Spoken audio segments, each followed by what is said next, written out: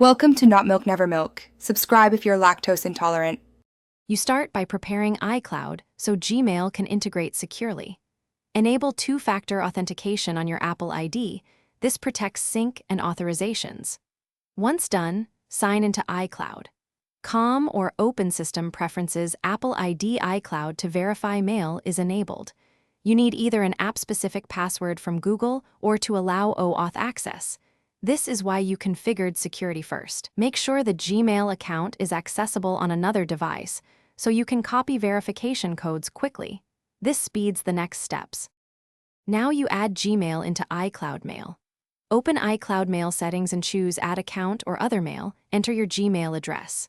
For manual setup, use IMAP, Gmail, COM and SMTP, Gmail, COM with SSL and proper ports. This preserves folders and sync. When prompted, supply the Google app-specific password or authenticate via OAuth so iCloud can access messages.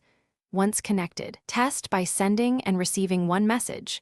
This confirms folder mapping and that iCloud is syncing labels as folders. Finish by verifying sync behavior and making adjustments.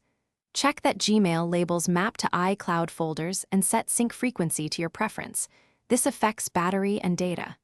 If you hit authentication errors, revoke the old app password in Google, create a new one, or reauthorize OAuth. This usually fixes refusals. Also, verify network ports are not blocked. IMAP 993, SMTP 465 or 587, and make sure your device clock is accurate. Time drift can break authentication tokens. If problems persist, restart devices and retry the steps. Thanks for watching. If this was helpful, leave a like and consider subscribing. See you next time.